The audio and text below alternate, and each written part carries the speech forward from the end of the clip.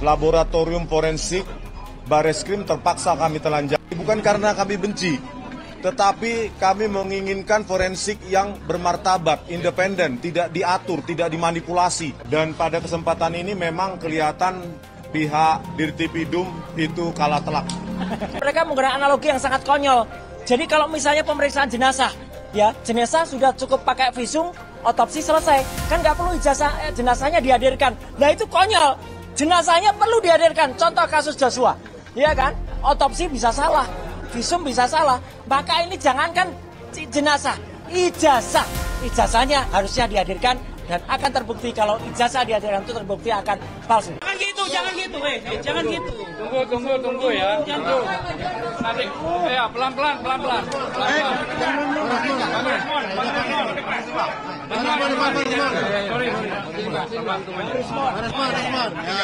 Baik. Ya, rekan-rekan sekalian. Terima kasih sudah menunggu. Ya, saya nanti akan menyampaikan nanti disambung dengan Pak Dr. Rismon Hasiolan Sianibas. Pertama-tama terima kasih ya. Oke, kita mulai ya. Assalamualaikum warahmatullahi wabarakatuh. Alhamdulillah kami berdua dan juga sebenarnya bersama dengan Dr. Tifa, bersama juga dengan Dr. Taufik dan juga dengan Pak Rizal Fadilah ya. Kami tadi di dalam bersama dengan tim TPUA ya dan langsung diketuai oleh Pak Egy Sujana dan juga ada Pak Muslim Arbi, Bu Kurnia dan juga beberapa petinggi TPU yang lain. Kami alhamdulillah sudah memaparkan dan sesuai dengan kapasitas itu menyampaikan ke depan paparan dari gelar perkara khusus ya. Pertama-tama yang perlu saya sampaikan, karena saya tahu itu insya Allah itu pasti akan ada tantangan dari mereka ya, maka saya sudah siapkan dulu. Jadi supaya membuktikan gak usah banyak pertanyaan, saya tadi sampaikan kenapa saya juga bicara soal Undang-Undang Keterbukaan Informasi Publik. Nah sebelum tentang Undang-Undang Keterbukaan Informasi Publik itu diberikan, saya sampaikan kalau selama ini mungkin teman-teman banyak lihat, saya dulu ikutnya keterlibatan di apa? Ini adalah surat dari Kementerian Komunikasi dan Informatika, masih zaman menterinya Pak Syamsul Muarif. Jadi ini surat di tahun 2003. Saya adalah termasuk diundang secara pribadi ya dari Universitas Gadjah Mada. Jadi clear kan, saya Dr. Rismon, Dr. Tifa itu clear banget. Dan yang lainnya adalah para lembaga. Kemudian saya tadi juga sempat, karena ada DPR, saya sampaikan juga. Untuk DPR, saya berkali-kali menjadi ahli di DPR sebelum saya menjadi anggota DPR. Ya, jadi clear banget. Ini undangan untuk khusus pribadi saya selaku ahli multimedia telematika. Dan yang paling menarik tadi membuat para penyidik itu agak ada yang senyum adalah apa? Sebelum undang-undang itu disahkan, saya justru memberikan penjelasan kepada Divisi Humas Mabes Polri waktu itu soal Undang-Undang Keterbukaan Informasi Publik dan Undang-Undang ITE. Nah, jadi saya dan Dr. Rismon tadi didengar betul dan kami itu sesuai dengan kapasitas. Kami karena dibekali dengan insya Allah ilmu pengetahuan, kami kemudian tadi memaparkan apa yang ada, yang tadi mungkin pada saat masuk sudah disampaikan, tapi ini saya jelaskan lagi. Saya menjelaskan tentang analisis teknis ijazah dan skripsi yang 99,9% palsu ya. Dan saya terbuka sekali, kami terbuka. Paparan ini baik secara hardware maupun secara software tadi kami berikan dan Pak kepala pimpinan itu suka sekali menerima, langsung dibaca dan langsung di-copy untuk anggota supaya nanti bisa di semuanya ya. Dan yang jelas kami berangkat dari paparan ketika Fakultas Kehutanan UGM, yaitu Dekan Fakultas Kehutanan Sigit Sunarsa itu memaparkan tentang ijazah fotokopi yang sudah dipaparkan tahun 2022. Salah satu TV waktu itu yang mewawancarai dia, dan ini saya gunakan sebagai alas hukum pertama. Artinya ada fotokopi ijazah yang kemudian bisa kita analisis. Tapi kemudian saya sama dengan Dr. Rismon, karena itu hanya berupa fotokopi dan masih hitam putih, kami belum bergerak sampai ada seorang kader dari Partai Solidaritas Indonesia, si Dian Sandi, itu mengupload. Nah, karena ada ini, sekali lagi saya katakan, justru sebenarnya postingan dari Dian Sandi inilah yang kemudian membuat gaduh, membuat heboh. Karena dengan adanya foto paparan berwarna ini, dari sini katakan asli, Dr. Rismon kemudian nanti akan cerita, kemudian akan meneliti soal cap yang ternyata tertempel oleh pas foto. Ya, dan itu jelas banget, tadi penjelasannya jelas banget, pakai red, green, blue, berapa skalanya, clear banget. Ya, jadi ini kemudian kita teliti dengan ELA, Error Level Analysis. Dan meskipun ELA ini sudah kami sampaikan, saya tunjukkan yang namanya ELA itu adalah untuk memeriksa kalau sebuah gambar atau itu sebuah ijazah banyak rekayasanya pasti akan error. Teman-teman lihat, ini ijazah saya tahun 91. Dengan dikoreksi pakai ELA, dengan dites pakai ELA, masih ada huruf-hurufnya masih kelihatan. Bahkan kalau ini full di ELA, teman-teman bisa lihat, masih ada bekas-bekas jejaknya. Tuh, masih ada. Artinya ini asli. Itu legislasinya juga masih ada, ya, legalitasnya masih ada. Pas foto saya juga masih kelihatan, logo UGM masih kelihatan. Nah, pasti pada bertanya, gimana dengan ijazahnya Joko Widodo kalau di ELA? Ini hasilnya. Nah, sorry, separuh dulu biar nggak langsung lihat kacau. Nah, lihat, ini ijazahnya yang disebut-sebut Joko Widodo. Runyam, begitu di ELA hancur dia. Artinya ijazah ini sudah direkayasa pada bagian logo, pada bagian foto. Bahkan ketika kita ELA secara full, kelihatan sekali. Tuh, hancur. Sekali lagi semua presentasi ini tadi saya paparkan dan tanpa terputus. Dan pimpinan rapat senang sekali dengan rapat karena ini benar-benar sangat signifikan dan definitif. Kedua, soal foto. Foto saya sampaikan bahwa kalau foto itu asli, ini foto di ijazah saya tadi dengan foto saya sekarang. Ada software yang namanya face comparison, itu akan mengatakan match.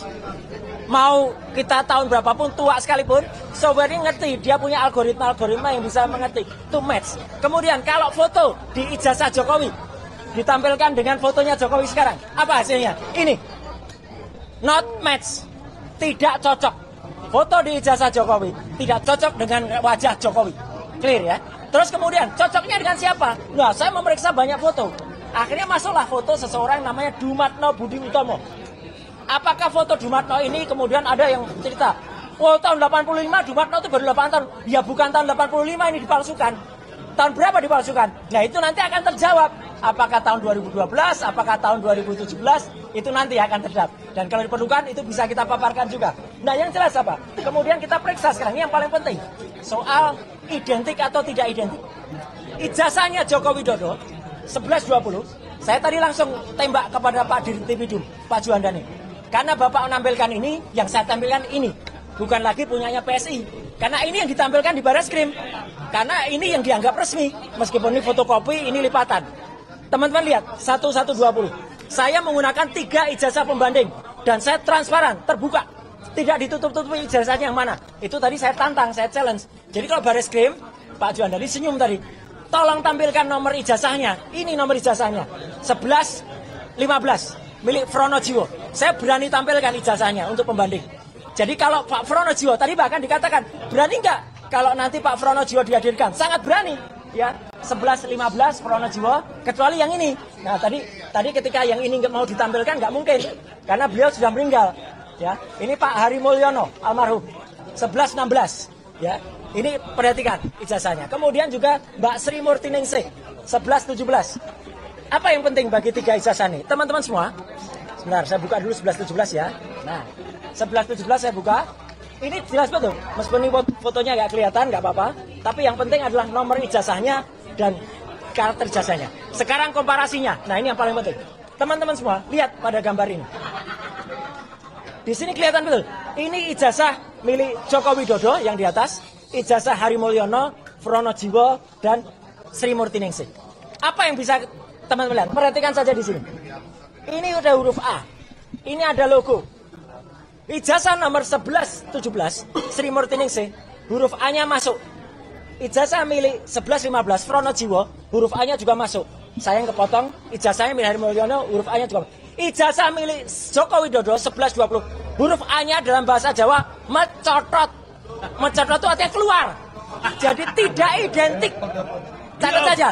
Ijazahnya Joko Widodo mencotot, ya, mencotot itu keluar, artinya tidak identik. Bahkan Dr. Ismon itu mengambil 6 perbedaan, ya, jadi luar biasa. Kemudian tadi saya juga menjelaskan bagaimana soal skripsi.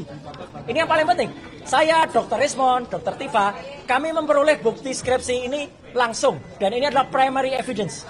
Langsung dari tangan pertama, langsung dari Ibu Wakil Rektor, Ibu Profesor Wening Dasporo, dan Wakil Rektor juga si Haji ya gitu. Jadi kami dapatkan langsung, bukan mencuri. Ya, soalnya ada yang menuduh Dr. Imon mencuri. Gila itu orang itu. Ya, gitu. Menurut kami dapat langsung dan kami periksa seizin beliau. Ini skripsinya. Skripsinya yang menarik adalah langsung saja ke sini daripada terlalu lama.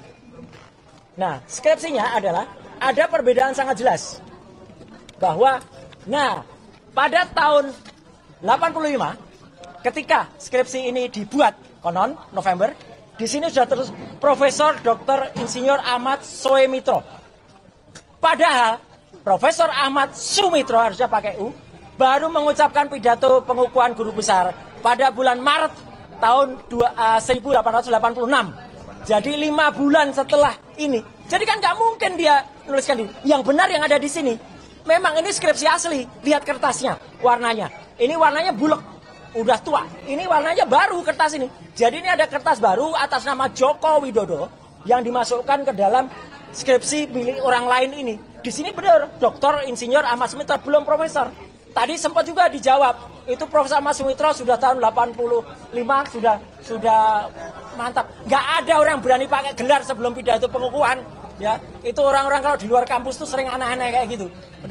Satu lagi yang penting, lembar pengujiannya tidak ada. Kalau lembar pengujiannya nggak ada, berarti skripsi itu nggak pernah diuji. Skripsi itu nggak pernah lulus. Maka kesimpulannya, hasil uji ELA atau Error Level Analysis menghasilkan ijazah Jokowi menunjukkan error pada bagian logo dan pas foto. Artinya pas fotonya diganti, logonya diganti, dan lain sebagainya. Hasil face comparison menghasilkan pas foto di ijazah Jokowi not match, tidak cocok dengan foto yang Jokowi sekarang. Bahkan hasil face comparison menghasilkan pas foto di Jokowi itu cocok dengan foto orang lain. Clear ya? Nah, kemudian ijazah pembanding 1115 miliknya Fronojiwo, 1116 miliknya almarhum Hari Mulyono, 1117 miliknya Sri Murti Ningsih, itu identik. 3 itu identik. Tapi yang 3 identik ini tidak identik dengan ijazah 1120 milik Joko Widodo. Jadi ijazah Joko Widodo tidak identik. Clear, dan ijazah pembandingnya jelas. Kemudian palsu. Nama Dr. Insinyur Ahmad Sumitro di ucapan terima kasih itu sudah bergelar profesor. Padahal dia belum profesor pada November 85 karena pidato pengangkatannya Maret. Nah, jadi itu yang penting. Beliau dikukuhkan menjadi guru besar. Dan terakhir, tidak ada lembar pengujian yang sangat penting di skripsi itu. Tidak ada lembar pengujian. Klausul yang paling bawah ini yang paling penting. Kalau cacat, skripsinya cacat, maka itu tidak akan lulus. Dan kalau orang yang nggak lulus, nggak akan punya ijazah. Dan sekaligus kami berdua tadi tersenyum di dalam, karena kami sempat disinggung-singgung soal keahlian kami. Saya tunjukkan tadi dengan berbagai dokumen, kemudian berbagai sertifikat, berbagai pengakuan dari DPR, dari Kementerian Kominfo waktu itu, bahkan dari Mabes Polri. Kita sah semuanya. Dan lucunya, orang yang men-challenge kami itu tadi katanya mengaku ahli digital forensik, ternyata ahli sastra, ya. Karena dia nggak punya presentasi apapun, cuman ngomong aja bla bla bla bla bla. Kemudian sempat ini fakta ya, saya tidak menutupi, sempat di stop oleh Pak Kepala Rawasidik, karena udah kamu nggak, dia pengatakan kamu loh itu, udah kamu nggak usah cerita itu, kami sudah tahu, cerita saja apa yang kamu bisa bantah untuk mereka, untuk beliau-beliau itu. Gitu. Dan ternyata nggak bisa, cuma nomor-nomor aja. Nah, biar tambahkan Dr. Ismon, silakan. Jadi kesimpulannya dari hasil gelar perkara ini apa, Pak? Insya Allah kita hanya bisa berharap, ya. Kita manusia itu kan tidak mungkin sempurna. Jadi kita hanya berdoa dengan bantuan media semuanya, ya. Moga-moga apa yang saya persembahkan untuk TPUA, apa yang kami persembahkan untuk ini bisa diterima dan bisa mengubah, ya, apa yang kemarin terjadi. Tapi tentu itu semua kita juga harus mohon doa, moga-moga mereka semua yang ada di ruangan diberikan hidayah oleh Allah Subhanahu wa taala. Amin. Itu ya. Oke. Silakan.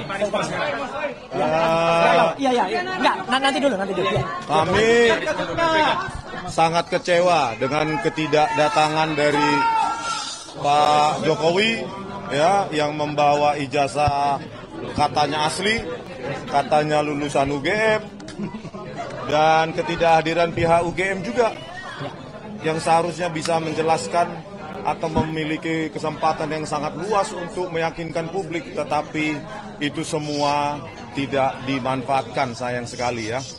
Dan pada kesempatan ini memang kelihatan pihak Dirtipidum itu kalah telak, ya.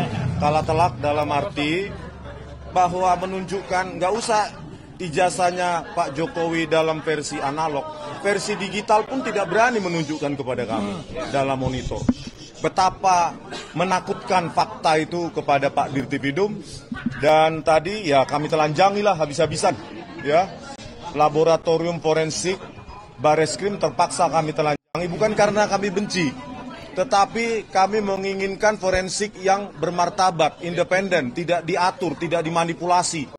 Bahkan tidak, Kapolri pun harusnya tidak boleh punya otoritas mengatur hasil dari forensik. Oleh karena itu sebenarnya kalau didengarkan oleh Pak Presiden Prabowo, sebaiknya Pak, lembaga forensik itu harus dikeluarkan dari kepolisian supaya menjadi lembaga independen yang dipercaya oleh publik. Kalau bisa tiga lembaga Pak, khusus forensik. Jadi Kapolda, Kapolri, atau atasan-atasan mereka itu tidak bisa mengintervensi, mengatur-ngatur hasil seperti kasus Jessica Wongso. Ya, Dirtipidumnya Krisnamurti, Kapoldanya Tito Karnavian, Kepala Laboratorium Komputer Forensik Muhammad Nual Azhar, mereka berkomplot dengan para jaksa memanipulasi barang bukti digital, mengabur-ngaburkan menggunakan software gratisan yang bernama iRightShop. Itu software gratisan dipakai oleh laboratorium forensik. Tadi saya jelaskan juga ya, Mas, pengantar saya. Kenapa saya jelaskan ini? Karena saya cinta kepolisian. Supaya forensik ini benar-benar untuk kita semua, untuk rakyat. Dan nggak berani dipotong tadi oleh polisi. Iya, dan seperti ini, Tito Karnavian ingin jadi Kapolri, dimanipulasi oleh Muhammad Nual Azhar lewat software gratisan iRightShop untuk mengabur-ngaburkan dan menganimasi. Itulah contoh nyata. Ya, belum lagi KM50, belum lagi Verdi Sambo. Ya, dibilang video DVR itu tersambar petir, padahal mereka yang merekayasa, merusak.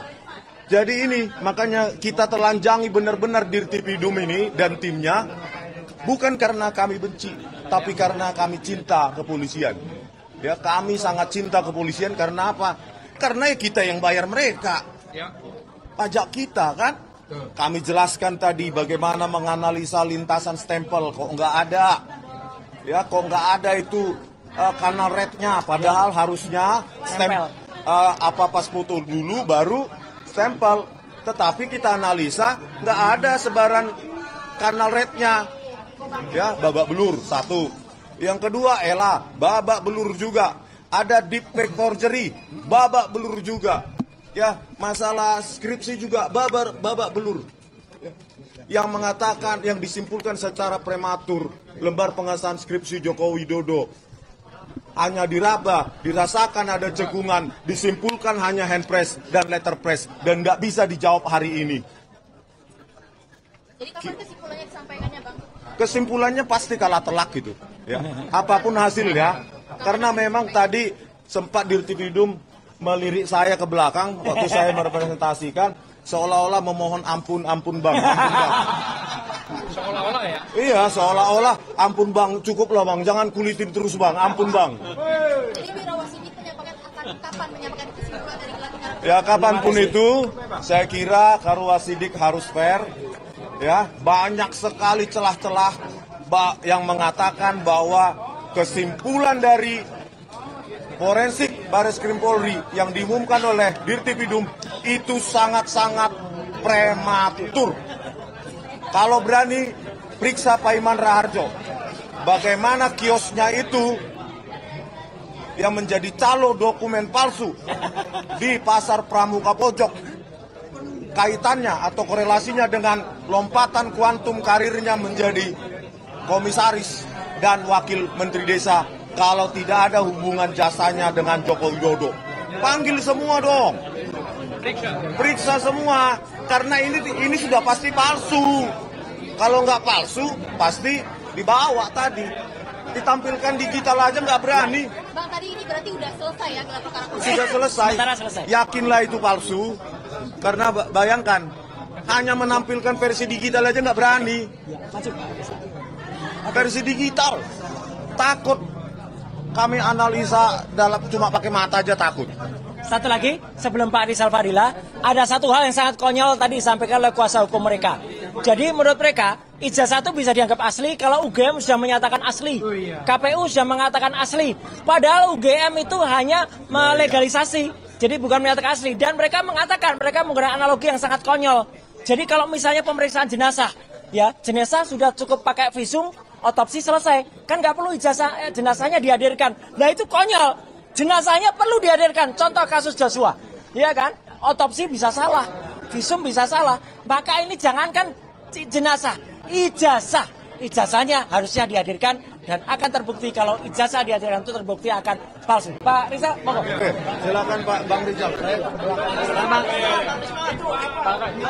Mikrofonnya Bang Rizal.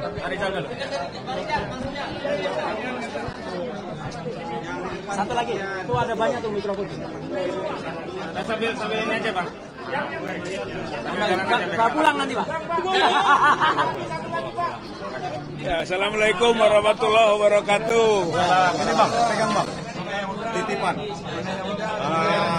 Biar bersuara. Ya, yang pertama sebenarnya Jokowi seharusnya hadir membawa ijazah yang disebut aslinya itu. Tapi ternyata Jokowi tidak hadir. Jokowi tidak membawa juga, apalagi ijazahnya tidak hadir. Kuasa hukumnya juga tidak bawa ijazah. Padahal dalam gelar perkara khusus seperti ini yang sangat penting sekali, itu seharusnya hadir Pak Jokowi dengan membawa ijazahnya. Tapi itu tidak. Itulah gambaran bahwa dia takut. Dia pengecut, something wrong, ada sesuatu yang salah pada dokumennya itu. Yang kedua, bahwa penjelasan dari Dirtipidum atau Ditpidum beserta gelarnya itu tidak ada progres. Isinya persis dengan yang diterangkan, diuraikan pada tanggal 22 Mei yang lalu. Berarti itu tidak ada progres. Gitu. Berarti hanya sebatas itu kemampuannya. Sementara kita, TPUA, ahli, dan juga para kuasa hukum ini mengajukan bukti-bukti. Itu bedanya. Pak, izin Pak, mau pasangin audio. Teman-teman, baterai saya udah mulai habis ya. Kalau tiba-tiba mati, relatif baru. Oleh karena itu tidak ada alasan sebenarnya pihak Karawasidik untuk menyimpulkan sama dengan dulu penghentian penyelidikan. Kalau sekarang seharusnya penyelidikannya ditingkatkan ke penyidikan. Karena itu merupakan sesuatu yang baru yang telah kami sampaikan. Nah kemudian kita semua juga gitu kan sudah berupaya semaksimal mungkin melalui gelar perkara itu sebagai lembaga strategis untuk menyatakan Dirtipidum keliru. Dan yang kita bacakan juga sebagai keberatan adalah butir-butir konten pengaduan TPUA tentang obstruction of justice Dirtipidum. Jadi keyakinan kita itu sudah sampai kepada bahwa Dirtipidum melakukan tindak pidana dengan menyampaikan atau mengumumkan sebagaimana tanggal 22 Mei 2025 yang lalu. Yang diulangi diuraiannya sekarang juga. Maka masih berlaku sebenarnya tuntutan kita kepada Kadif Propam untuk memproses Dirtipidum melakukan obstruction of justice atau pelanggaran pidana penghalangan atas proses penegakan keadilan. Saya kira itu poin pentingnya. Dan ya. Tadi akan ada 3 ijazah pembanding. Tadi disampaikan nggak identitas 3-3-nya? Kalau yang dia, makanya karena seperti yang dulu, seperti 22 Mei yang lalu, dia tidak menunjukkan siapa 3 ijazah yang dibandingkannya itu. Berarti misterius. Dan itu berarti kesimpulan kita masih sama seperti dulu. Bahwa 3 identitas ijazah itu sama palsunya dengan Jokowi. Berarti Palsu dengan palsu identik. Sementara kita mengajukan bukti-bukti yang menunjukkan 3 identitas ijazah baru itu identik semuanya, tapi dibandingkan dengan ijazahnya Jokowi tidak identik.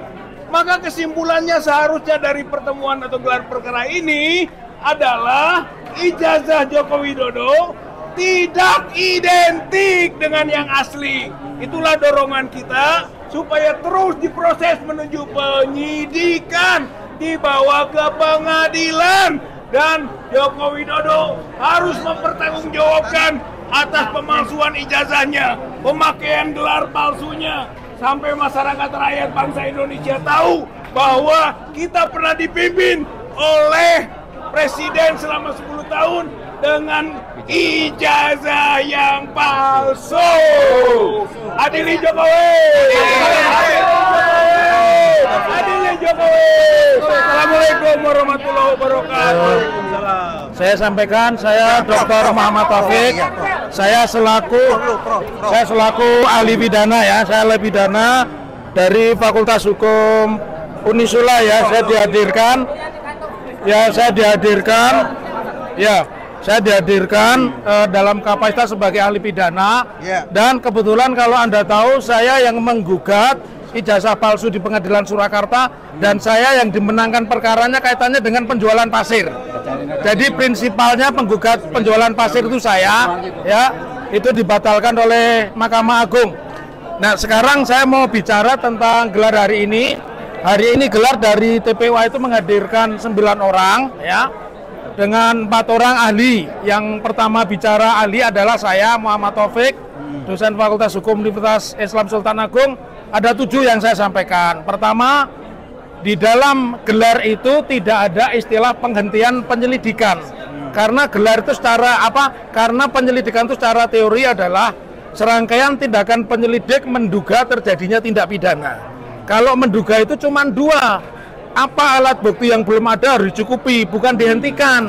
Oleh karenanya saya tadi ditanya oleh kepala pimpinan gelar saya sampaikan ada 3. Kalau tadi Pak Brigadir Jenderal Polisi Juhamdani, Direktur Tindak Pidana Umum mengatakan memeriksa 4 saksi dari TPUA, ternyata dia belum memeriksa ahli. Dan kami sebagai ahli berempat ini siap. Saya Butiva, Bang Rismon, Roy Surya itu siap diperiksa sebagai ahli. Kemudian yang kedua, siapa yang harus diperiksa? Peristiwa locus delicti dan tempus delicti itu terjadinya di Surakarta, karena beliau sudah mencalonkan sebagai wali kota, kemudian gubernur di Jakarta dan presiden di Jakarta. Oleh karenanya wajib KPU yang diperiksa itu KPU saat itu, bukan KPU saat ini. Kalau KPU saat ini nggak mungkin punya data, ya nggak punya data. Kemudian yang kedua, teman-teman media tahu yang namanya calon wali kota, calon gubernur, calon presiden itu punya namanya tim ses. Nanti akan nyambung dengan pernyataan Betor Suryadi, karena mereka punya tim ses, tentunya harus ada tim sukses itu yang diperiksa, ya. 1 ketua KPUD, yang kedua tim ses. Tim ses itu siapa? Karena saya sudah konfirmasi kepada Ketua Dewan Pimpinan Cabang Partai Demokrasi Indonesia Perjuangan Surakarta, Pak S.E. Krudi, DPC PDI Surakarta tidak pernah memverifikasi ijazah. Nah, oleh karenanya tim ses ini harus diperiksa. Siapa nama-nama tim ses? Kan banyak, minimal namanya Anggit Nugroho, ya, Denny Iskandar dan sebagainya, orang-orang harus diperiksa. Kemudian yang kedua, saya mengatakan di dalam penyelidikan itu tidak ada istilah penyitaan, karena semua masih klarifikasi. Kalau penyitaan itu sudah penyidikan, dan tadi diakui oleh penasihat hukum terlapor bahwa memang tidak ada, memang penyitaan itu karena kebaikan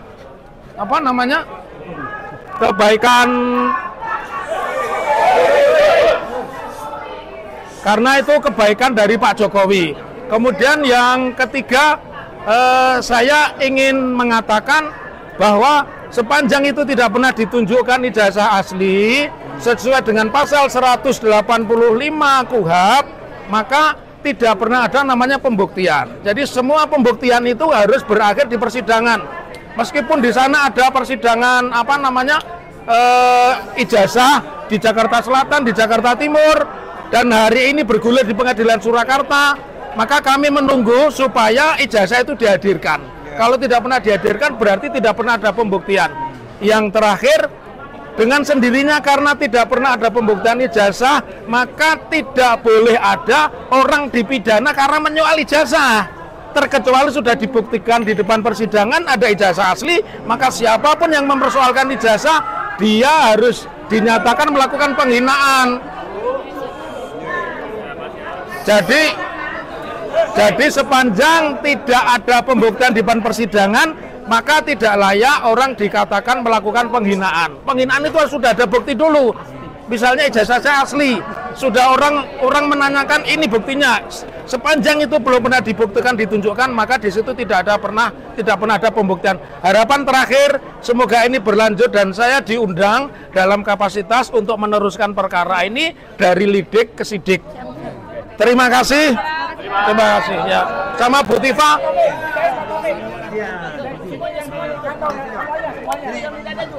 Ini siapa? Oh ya, ini punya ini punya. Oh, ini ya, sini ya, ke Bu Tifa ya. Oke. Ya. Bismillahirrahmanirrahim. Assalamualaikum warahmatullahi wabarakatuh. Ya, baik. Jadi saya adalah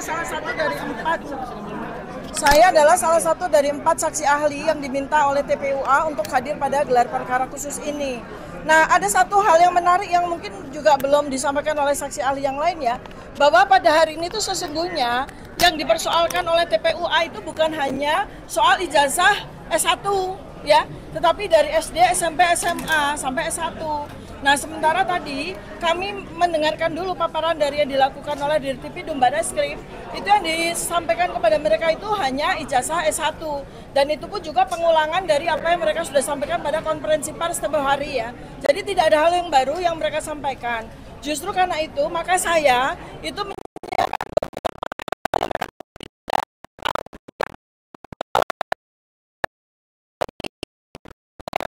sekali aspek-aspek yang perlu dikoreksi.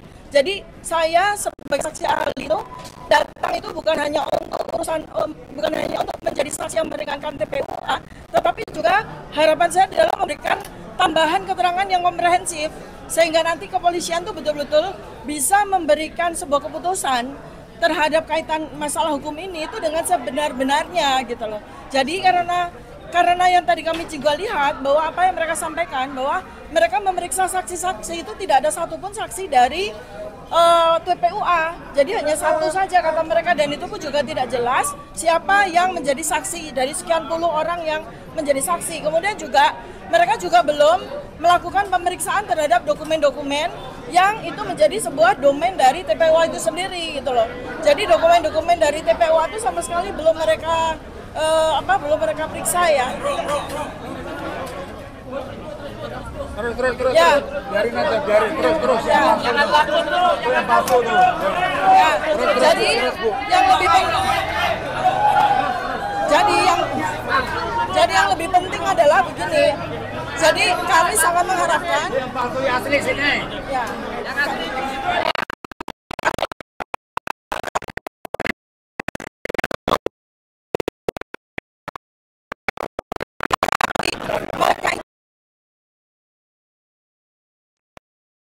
Yang baru, bahkan mereka hanya mengajukan saksi ahli satu, itu pun ya hanya menyerang pribadi, sama sekali tidak memberikan hal yang baru. Mereka hanya menyerang pribadi saja. Jadi dan malah ditegur karena mereka tidak memberikan sebuah substansi apapun. Jadi apa yang mereka sampaikan itu satu, tidak ada yang baru. Kemudian mereka juga menyampaikan substansi yang tidak ada hubungannya dengan TPUA, terkait misalnya dengan penjelasan Pak Betor Suryadi terkait dengan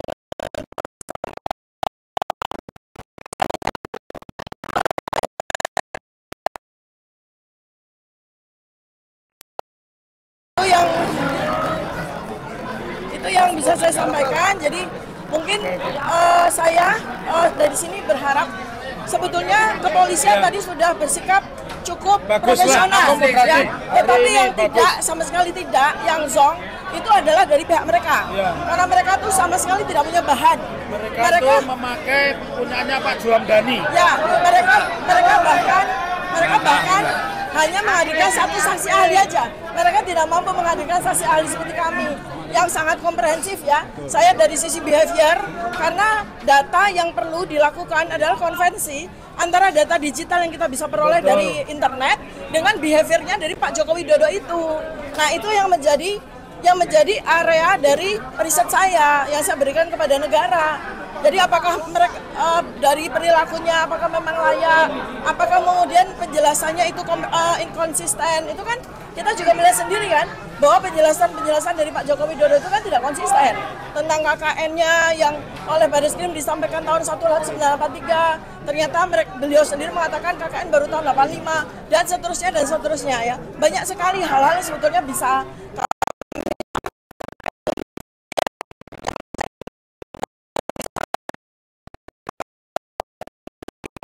mereka selalu memframing bahwa data digital itu tidak bisa dilakukan analisis. Itu salah besar, ya. Karena data digital itu masuk di dalam ilmu yang disebut sebagai data science. Data science itu kita bisa menggunakan data-data digital, data-data internet itu untuk menjadi substansi dari area penelitian kami para saksi ahli. Seperti itu ya.